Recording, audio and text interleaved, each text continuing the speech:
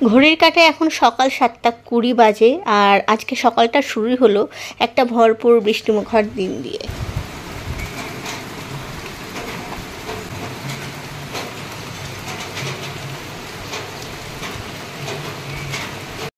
বাপরে বাপ, এমন বৃষ্টির আওয়াজ হচ্ছে না যে পাশে দাঁড়িয়ে যদি কেউ কথা বলে তার কথা শোনাটাও মুশকিল হয়ে যাচ্ছে।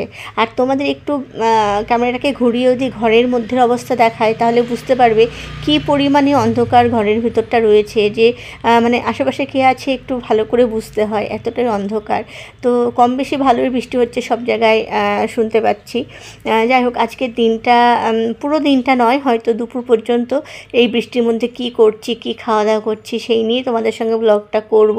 তো দেখো এখন ব্রেকফাস্ট করছি, ঘড়ির কাঁটা 9টা ছুঁই ছুঁই।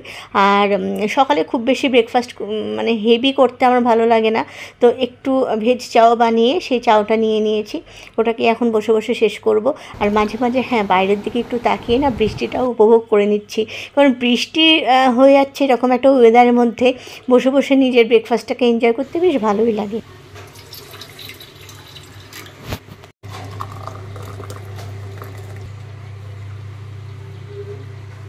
আমার চা রেডি, আজকে লিকার চাই নিলাম, চলো এবার এটাকে এনজয় করি।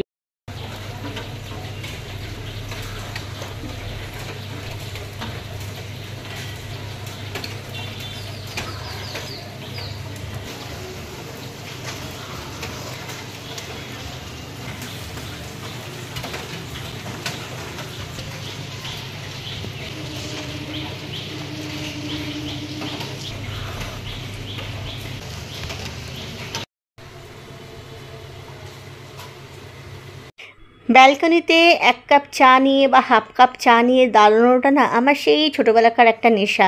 আগেও যখন আমি কৃষ্ণনগরের বাড়িতে থাকতাম তখন চায়ের কাপটা হাতে নিয়ে অটোমেটিক্যালি কিন্তু ব্যালকনিতে চলে যেতাম, আর বৃষ্টি পড়লে তো কথাই নেই। তো ফুল দেখালাম, দেখো কত ধরনের ফুল ফুটেছে, সাথে কিন্তু পাখির আওয়াজে আসছিলো আর বৃষ্টির আওয়াজে, সব মিলে মিশে না চায়ের কাপটা নিয়ে ভীষণ পরিমাণে এনজয় করলাম আর কি সকালটা। তো যাই হোক, রান্নাঘরে তো আসতে হবে, চলে আসলাম। এবার এখানে দেখতে পাচ্ছ গোবিন্দভোগ চালের খিচুড়ি বসিয়ে দিয়েছি, একটু মাখা মাখা করেই করব। ফ্রিজে রাখা মাছ কিছু ছিল, সেগুলো বার করে নিলাম। আর দেখতে পাচ্ছ এখনও বরফ কাটেনি, তো জল দিয়ে সেই বরফ কাটানোরই চেষ্টা চলছে। আসলে খিচুড়ির পাশে না গরম গরম মাছ ভাজা খেতে ভীষণ রকম ভালো লাগে, আর যদি হয় সেটা বৃষ্টির ওয়েদার।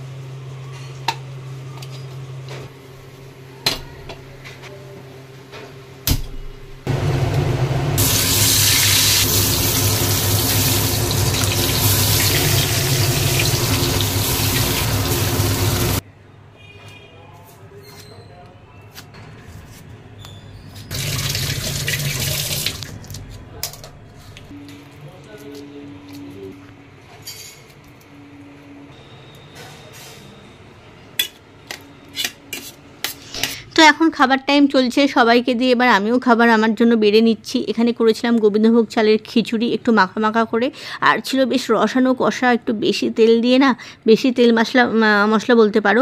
তো সেই দিয়ে একটু আলুর দম, আর একবেলার মতোই করেছিলাম, কারণ ওবেলায় এসে আবার যা রান্না হবে সে দিদি করবে। আর নিয়েছি গরম গরম মাছ ভাজা, সাথে 1 টুকরো পেঁয়াজ, আর হ্যাঁ অবশ্যই ঘি। গোবিন্দভোগ চালের খিচুড়ির সাথে না ঘিটা বেশ ভালো যায় আমার মনে হয়। খিচুড়ির প্লেটটা হাতে নিয়ে সোজা চলে আসলাম আজকে আমার বেডরুমে। আর আজকে না তো কোনো ডাইনিং টেবিলে বসা, না কোনো কাজ করতে করতে খাওয়া বা ফোন দেখতে দেখতে খাওয়া। আজকে ফোনটাকে সাইডে সরিয়ে রেখে দিয়েছি, হ্যাঁ ওদিকে ভিডিও ক্যাপচার হচ্ছে ঠিকই। তো চলে আসলাম আমার বেডরুমের জানলার পাশে, বৃষ্টি দেখতে দেখতে আজকে আমি এই খাবারটা এনজয় করব।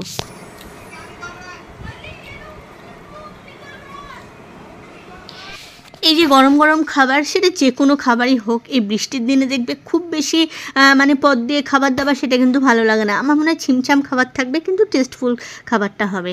আর সব কিছু খাবার দাবার মানে হাঁড়ি ধরে আমি এই জানলার পাশে বা ব্যালকনিতে নিয়ে যেতে পারলে ভালো হয়, কারণ এই বৃষ্টি একটু একটু খাবার খাওয়া তাতে যেন আমার মনে হয় খিদেটা 10 গুণ বেড়ে যায় আর খাবারটাকে এনজয় করার একটা চাহিদা বেড়ে যায়। তো হ্যাঁ, রোজই তো খিসা পিঠা একরকম আমাদের লাইফস্টাইল, খাও দাও, সেটা ডাইনিং টেবিলে বসে খাও কি হাতে নিয়ে খাও। আর আমি প্রচুর হাতে নিয়ে খেতে ভালোবাসি, ডাইনিং টেবিলে আমার কমই বসা হয় যদিও, তবুও এই বৃষ্টিতে খাওয়ার যে আনন্দটা সেটা কিন্তু আমি সচরাচর পেলে ছাড়তে চাই না, তাই সেটা আজকে ভালো মতো উপভোগ করে নিচ্ছি।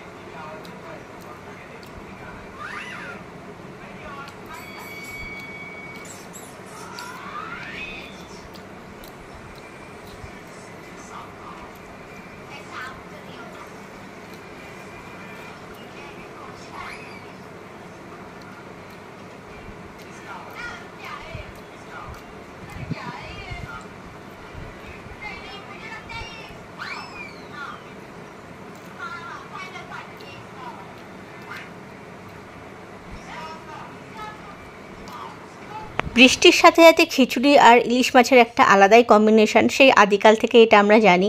যদিও আজকে ইলিশ মাছটা হলো না, কিন্তু হ্যাঁ, গরম গরম মাছ ভাজাটা দিয়ে না বেশ খেতে লাগছে কিন্তু।